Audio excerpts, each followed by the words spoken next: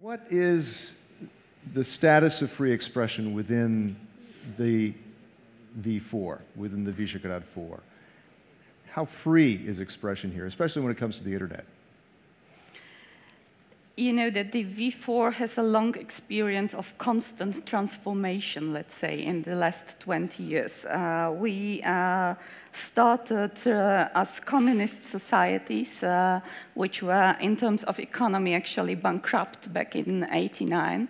So the experience we have made that actually, I mean, it's not only about economy and boosting social development, it's also about the freedom of speech and access to information, which empowers the people and helps creating, let's say, active civic societies. I would say this region is quite free. I mean, if you look at the situation worldwide, I wouldn't say the V4 has any troubles with access to information or freedom of speech. I mean, Minister Boni was giving you before some examples of how we try to improve the situation in Poland in a sense of making the e-government experiment, which is now very popular, more available and more popular. So this is e-government being, for those who don't know, is that the accessibility of the public to various government websites for open information. And how much is Poland an e-ambassador, an e-government ambassador for other areas outside, the Balkans, for instance, who are vying for EU membership? I think very much. We really try to share our transformation experience, and there are many projects. Let me name just one. Just recently, during the Polish V4 chairmanship, we offered the so-called pool of experts on democracy and human rights to our colleagues in the Western Balkans, trying to make a tailored offer for them, offering basically experts on different aspects of JHA issues who would stand available for any project they would like to implement, starting with the human rights, but also the transformation of justice sector, etc.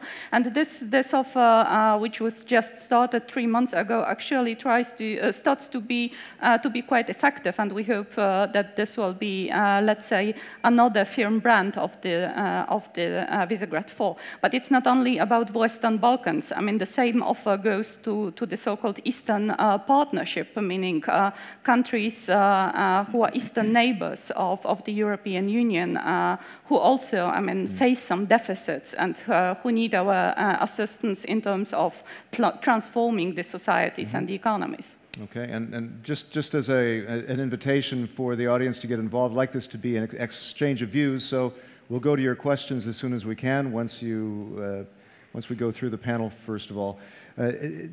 David, as a head of a giant internet organization, company, what sort of responsibilities do you face? Now, free speech, great, free speech is wonderful, but there are limits to that, aren't there? Well, yes, but they should be very narrow limits. You know, free expression is a core principle of Google. It goes back to our original founding, and our original mission was, and still is, organize the world's information and make it universally accessible and useful. By definition, that means, you know, in all of the world's information for all people. It's a core human right. Universal Declaration of Human Rights makes that clear. Most countries around the world signed on to that. And the nice thing with Google is that it actually is good business for us as well, right? So it's a nice thing for it to dovetail with our business strategy, so that we have, in addition to this being a value for us, it makes sense to be open, to have lots of information out there, and so it's really important to us. Now, it's certainly true that there's a lot of information that you know, that we don't always want to see. Certain countries have certain kinds of information that's illegal, and you know, what we run into at Google is figuring out, well, how do you navigate that? You know, say Nazi paraphernalia is to what extent can you illegal police in Germany? that? Well, it's you very can't put difficult. A policeman on every corner either. We right? can't be, but we try to. The default position is freedom, but we have to respect local rules of countries that have a rule of law, that have a democratic process, then we want to respect those local rules. And I think the internet is set up in a way that you can possibly do that. And the big challenge we have right now is making sure that we can make sure that the local laws and local sovereignty is respected, but still have the universal value of free expression be protected. And when I say local sovereignty and so forth, I'm not talking about China, right? That's not what I'm talking about, right? I'm talking about places that have maybe a different view, say, than the United States about what how hate speech should be regulated, for instance. Right. Reasonable people, reasonable democratic people can debate these things. But the problem we have is we have a lot of autocracies out there. They now recognize how powerful the internet is for democracy, for organizing. They don't like it. They'd like to stop it. And one of the dangers we have in the West in sort of freedom-loving countries is when we talk a lot about restricting the internet or being really worried about it. The Chinese, other autocratic governments are listening very, very carefully. And whenever we start talking about how bad speech is on the internet, they say, see, look, you guys believe the same thing we do. We just have a different set of things we want to regulate than you do. Mm-hmm. When we all know that's not true, but there's a lot of rhetoric around it. So I think it's really, really important to keep our eye on the prize of free expression and make sure that the autocratic governments of the world who are influential, some of them, in this whole ITU fight that I know Poland was very, very, was a champion in, we make sure that they don't push the clock back. Sorry, Peter, I want to jump over to Solomon quickly, though, because as head of the Foreign Relations Committee there in your country, what's your opinion of the geopolitics of free expression? Well, my generation lived in 3 different eras. One is the era of communism, as you were a dissident at that many time. of my colleagues, including our host, the digital minister of Poland, has the same experience. The second was the democratic era, and the third was the internet era. And that's why, with your permission, I would like to change a little bit the title of our panel. The title is From Freedom to Innovations. I would say let's talk about from innovations to freedom. And, you guys change that? I have some experience in North Korea, in Cuba, and in Iran.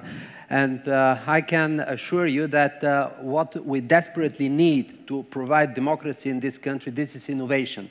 When I enter North Korea, they take my mobile phone, they close it on the airport, and they return it back when I go home. So, and we have a great Google-related news today. I read in the Bulgarian newspapers that maybe yesterday, Google released 30 balloons over New Zealand, over Christchurch in New Zealand, and from these balloons, 20 kilometers above in the sky, they provide internet. So if we agree between ourselves and encircle North Korea with balloons of this type, this for sure will change a lot, will make a big, big difference. Talk about moonshots. I think you're unveiling the plan. Shh. Yeah. Google prides itself on these so-called moonshots. I think that was a pretty good moonshot. You guys ought to take notes on that. Great. Yes, and moreover, we have, well, North Korea is a great place to democratize, but we can do much more for the European Union as well. For example, if they ask me to pay 15 euro per hour to use internet in my hotel, this is against the human rights. Because there is a resolution of the United Nations as of May 2011, which says that the access to internet is similar to basic human right. And because I'm a mathematician by training, it was not difficult for me to calculate that if I pay every single hour 15 euro for my basic human right, I will have to pay €500,000 per year to have this human right executed it in a hotel in the middle of Europe. Well, there are limits to that too. We wrote a letter to Commissioner Reding and moreover to Commissioner Nelly Cruz, Vice President of the European Commission. We have European commissioners here. They know how these things work. And we asked them to make a regulation, to pass a resolution, whatever necessary, and to make the access to Wi-Fi and to internet universal and free. By free, I don't mean free of paying, free of charge, but we need to use the internet like we use the light, like we use the warm and hot water, like we use the toilet here. We enter in the building and we just have it. So this, I think, would be a really excellent idea. And let me quote here President Obama, who recently said, if we expect to have free Wi-Fi together with our coffee, why not to have free Wi-Fi together with our lessons in the schools?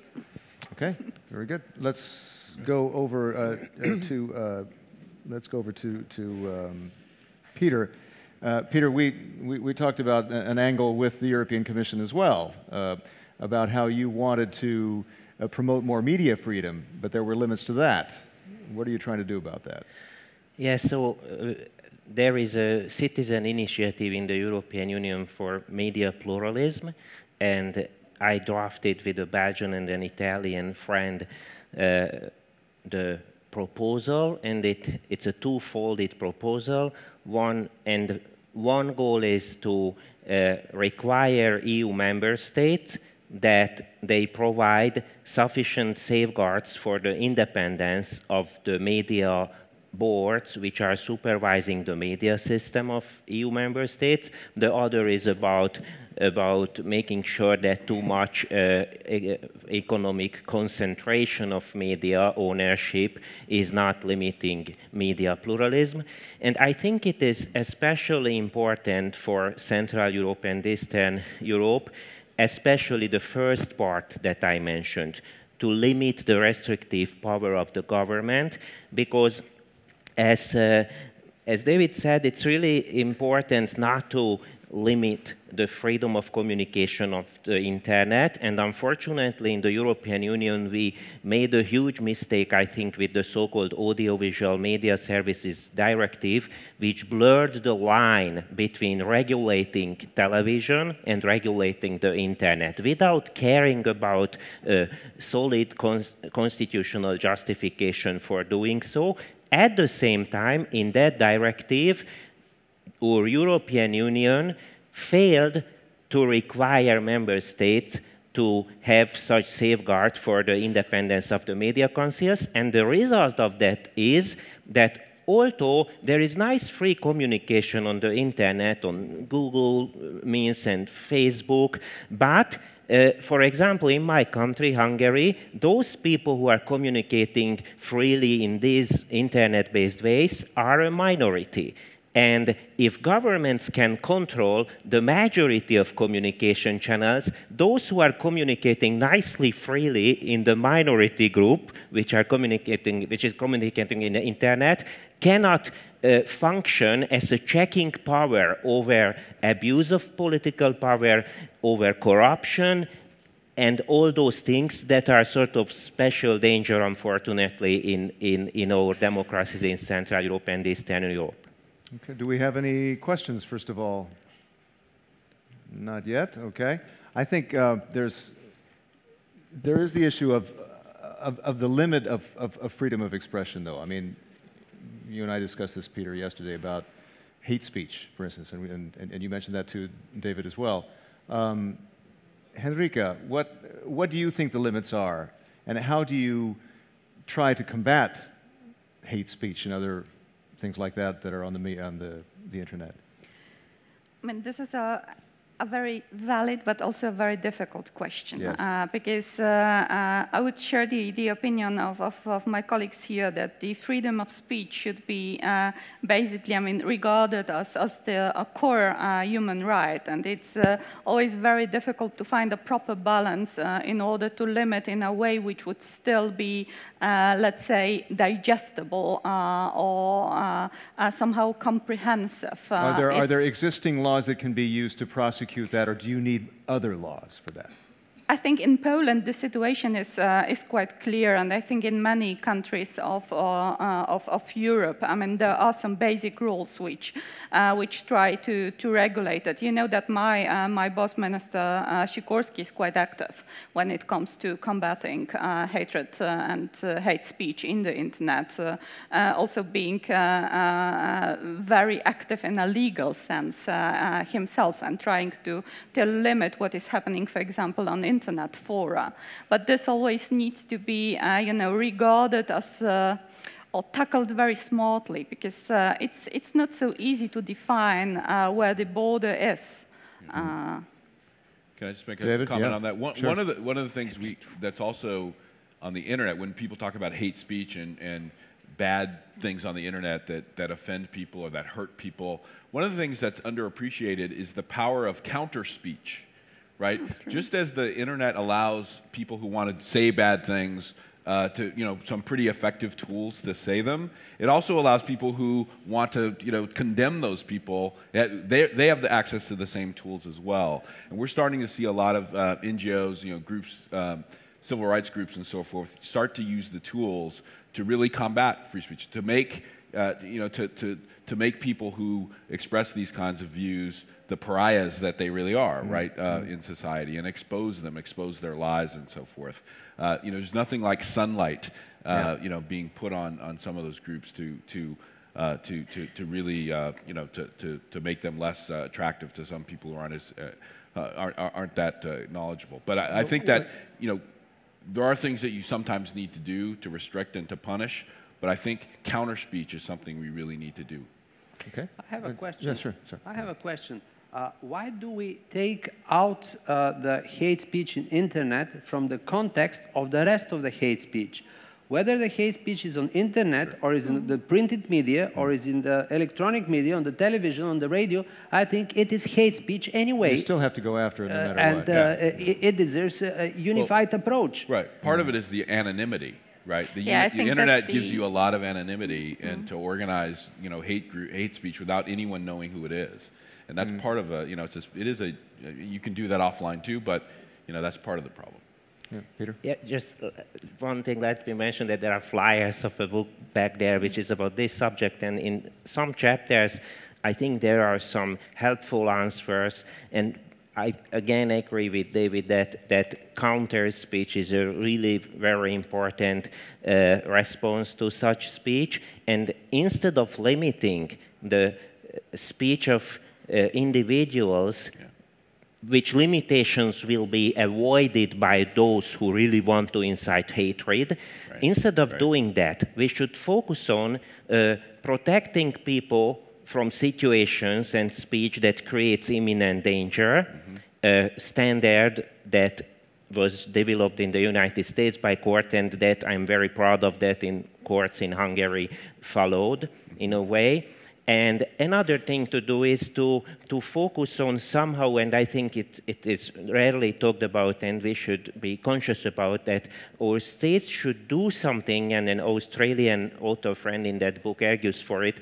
The states should sort of do something to facilitate the counter-speech of discriminated minorities, like Roma people, minorities that, or Aboriginal people is the Australian example, who are some of populations, part of whom are not in a strong enough position sometimes to respond forcefully enough. Of course, other people in society must join. It's not a case for the minority attacked to respond. But so I think the very important thing to see that instead of limiting the freedom of speech of individuals, we need to focus on limiting the controlling manipulative power and the incitement to hatred by governments, because that's the most dangerous things. When governments are supporting incitement to hatred against minorities, against other countries, I don't have the t-shirt on me by chance which says dissent is patriotic. I put it on because governments label in hateful ways people who criticize them. And that's an awful thing, and they put all the government machinery behind such incitement to hatred. And we need to be conscious about that, and so we need to restrict the restrictive power of governments instead of restricting the freedom of speech of individuals. Okay, Henrika, let's get you to answer that, yeah. If I may, I mean, this is a more general challenge, I think. It's less about, let's say, legal actions. It's much more about education and developing something I would call a code of conduct. I think, I mean, it's quite clear that the internet is posing exactly the same challenges like all the other technologies are.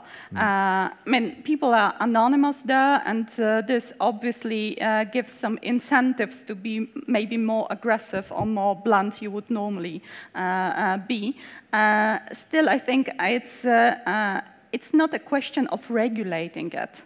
It's much more of addressing the challenge of making people more sensitive about what the immediate results of what they're putting on the internet may be. So I think I would call it an education issue. David, how can we take advantage of this openness? We keep the internet open. How can we take advantage of that to unleash innovation? Let's go back to this innovation issue. How can this freedom on the internet unleash the energies that we need to innovate? Well, I think you're seeing it. You know, the internet's not that old, and in that short period of time, look at what's happened, right? And it's not just companies that have used it to great ends, but NGOs, individuals, the empowerment that we've seen with the internet. And so the question is, how do you keep it open? Understanding it has a big impact, and understanding that governments have to care about it. How do you make sure that it stays that way? That there's no gatekeeper, that you don't have to come pay someone a toll, you don't have to go ask permission to connect to the network and either use look at things that are coming over the network, or to build software and make an application that others can use on the internet. I mean, that's the key, is keeping that open. And I have to say, that's under threat. And I Here think in Europe? I think all around the world. Yeah. In a lot of ways. I mean, one of the things we're really concerned about is the prospect of this internet that's divided up, into sort of regional internets or national internets, and so forth. And as I said, some sort of national regulation. Understand it's important, but I think we really risk, from a human rights standpoint and sort of a global citizenship standpoint, but also from an economic growth standpoint, we risk losing out a lot if we allow the internet to be divided up in that way. Solomon, what's your view on that? We were talking about anonymity, Yes. but of course we can fight against anonymity in internet. For example, we used to have problems with anonymity of SIM cards for mobile phones. I don't know what's the regulation in the rest of the world, but in my country now, you cannot buy any more anonymous SIM card. It is there is a law. So we have to think on how to deal with the anonymity of internet. Right, but would you require people to always use their real names and identities when they're on the internet, when they're discussing things on the internet? It is. If there is a hate speech, if there is a violation of the law, if it is criminal, it is not so difficult. You know it much better than I. It is not so difficult to identify the address of the person who is wrongdoing. Do we have any questions out there? We have another 15 minutes, so we have 10 minutes longer than my usual show on Euronews. It's luxury. This is wonderful. We can actually develop an issue. This is great. Any questions out there? On freedom, on limits to freedom? There will be. There will be. I think Peter has a comment. I'm sorry, Go ahead. thank you. Just a quick comment to connect so-called hate speech and the role internet plays in freedom of speech. And perhaps we can see, especially in Central Europe and Eastern Europe, where internet penetration might be not that high everywhere, that it can dominate public discourse. So I think that we really have to put communication on internet in the context of public discourse in these countries as a whole. Otherwise, restrictions on traditional media, government control of traditional media, combined with some government-sponsored incitement to hatred against those troublemakers who are trying to communicate freely and criticize the government on the internet, can provide a rather bad model. Because then it means that the majority of the population doesn't really have diverse sources of free debate and information, and those who do internet communication are sort of not only in a minority, as I mentioned earlier, but also sort of labeled like those people who are not really patriots, who are not really looking at the interest of their country, who are traitors, and so forth. What's your feeling about how the current Hungarian government deals with that?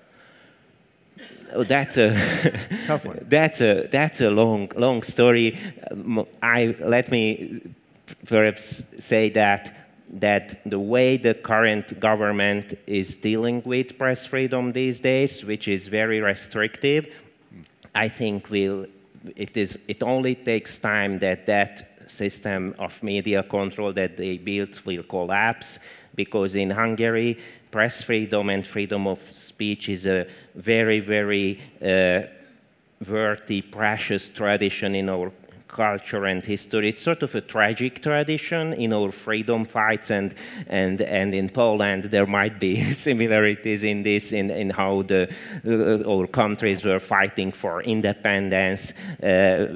So demanding press freedom and freedom of speech was on the top of demand list. So I think control of the press and freedom of speech won't last long in this, but also what I mentioned earlier, that this European initiative for limiting in our European Union government's ability to control the press is really a common European task. And Poland, Hungary, Czech Republic, Slovakia, the Visegrad Force, I think we really need to join forces on that and push European Union for such a sort of federalist rule to tell all member states that governments should take their hands off those bodies which has the job to supervise the media but not to control the media. How do you put this in the context, and this is to any of you, in the context of the transition legacy, that we made a transition from before? Is that legacy a break on free expression, or is it a potential break, backlash against free expression, or is it something that motivates people to want to defend absolute free expression? Enrica. I would say it's part of the transformation experience. I mean, the transformation is not concluded yet. I mean, we're still work in progress. Really. And I think it's the transformation always requires, let's say, evolutionary approach. Not everything should be taken for granted. Not everything is granted. So basically, I mean, negative experiences also prove to be very important in a longer perspective, because they make you fight for these basic rights you really would like to experience, to see as granted. And if I may just shortly on another issue, on the digital market, in times of crisis, I think we should also look at the digital agenda from this very economic context. There is much growth which can be generated basically from introducing or because of new regulations or deregulation of the market. So this is something I think is also very important for the citizens. I mean, there are numbers showing that, for example, if we manage to develop the digital single market in the EU, we could get more or less 4% of GDP created only out of this. This is something that Rafał Trzaskowski is fighting for in the European Parliament. I see them do that every week. It's an uphill battle. And not only in Central Eastern Europe, but all over Europe. Solomon, what are your thoughts about that and also the question of the transition and what kind of effect that has on free speech. Speaking of the common digital market, one of the first things that we are desperately expecting to happen, this is the taxes for roaming to be abolished on the territory of the European Union, because these taxes are really violating the 4 of the European freedoms of movement. It's being reduced, but it's still there. Yeah, it's still there. And from there on to go to the digital, to the common digital market. Actually, we're now in a quite different situation than 20 or 30 years ago. We have such a powerful tool like internet. We have such a powerful tool that we can simulate the government of the country. We can produce models for better and improved governing of the country, and these models will not only assist, but in the future they could possibly also replace the governments. So this, I think, should be our ultimate aim. I'm representing a non-governmental organization. This is the Atlantic Club of Bulgaria. So, and if there is anybody interested in our writings, you can visit our webpage, atlantic-club.org. Okay, we have a question out here in the audience.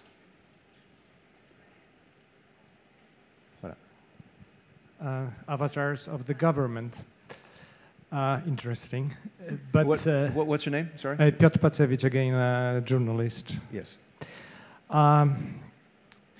Internet is also a killer for traditional media. Yes, printed media are the first victims, but television is radio is second, television is the third, etc. So my question is, how do you see, all of you, the future of communication in the society, and what threats for traditional opinion versus government balance you see in the internet development? And what are the chances and what are the threats of this new communication situation we have? David, you want to take that first? Sure. I mean, I think that if clearly the internet has been disruptive when it comes to traditional media, right? And that's been concerning and troubling, right? In the sense that you have news organizations that have long histories of, keeping governments in check, doing serious journalism, bureaus all around the world so that you know what's going on, and being able to fund that is critically important, right? And so when people say internet's a killer of that, my chair is, I'm having technical difficulties with my chair, but anyway, so that's, oh yeah. Oh, okay. I think I need to switch, but I can keep talking. So I think that's concerning, and a lot of folks on the internet are trying to figure out how to make sure that those organizations can continue to be lucrative and continue to have that presence. Now, but it's not a completely dismal picture, right? Because the internet is also empowering a whole new forms of journalism, right? You only have to look at the so-called Arab Spring to see, that. Right, that the kind of disruption, the kind of ways you can keep governments in check by democratizing journalism, democratizing, giving the tools of participation and self-publishing and all that to lots and lots of people, right? So that's a plus, right? And so we're already seeing new forms of journalists, new startup journalist organizations that are doing serious journalism on the web. So it is a transition period. There's no question. But it's really, really important to make sure that we have that kind of journalism from whatever, organizations can provide it. Now, some news outlets have been successful in establishing paywalls. You have to pay for it. Some. But not many. Is there any way to help facilitate that from the Google standpoint or from elsewhere? Yeah, I think so. We've been trying. We've had a number of different kinds of programs working with newspaper publishers. In France, I just came from France. Right. We have an innovation fund that we're funding in association with the newspaper association there in France, where we want to together identify, and the newspaper association will pick the projects. Could that be a model and will fund new models from people who are experts and know how to do this. So that's an example of the kinds of things you can do. Could that be a model for elsewhere? Possibly. Yeah. Any other questions? I think we have a gentleman here who had a question. Yes. And two more back there. So yeah. Hi, hello. Wojciech Przybylski, Republika Nowa Vysegrad Insight. My question is, how do you encourage asking questions? I mean, there are not too many questions in the back, but that's quite a situation, and that's similarities. I think Peter can confirm with his sign and his logo on the T-shirt. Asking questions and criticism, open criticism, is an interesting feature that we should encourage somehow. But first of all, questions. How do you encourage questions in the region, in Central Europe? Because when you take an example of American students, and basically the basic foundation, the genius loci of Google is asking questions. How do you encourage that in public and in the region? Peter, you want to take that? Yeah. I think that one way to do, participatory media, of course, is a very nice tool to organize that. But also, I think we have to be very conscious about the value of freedom of speech and freedom of the press. And it might sound as a commonplace, but it's not. So our societies are not conscious about it, and perhaps especially not conscious about the power-checking value of freedom of speech. And I think we need to communicate this value, and we need to push together, again, I want to stress this, in the European Union for federalist rules, like what's the aim of this citizen initiative for media pluralism, to limit the power of our governments to control the press. Because I think what's happening, and it's part of this transition picture, that the European Union is still sort of building upon the experiences of longer-standing member states, where governments might be less dangerous for press freedom if their power is not limited. And we need to make it a consideration in common European policy making. And here I just quickly want to underline, it's not only a Hungarian issue.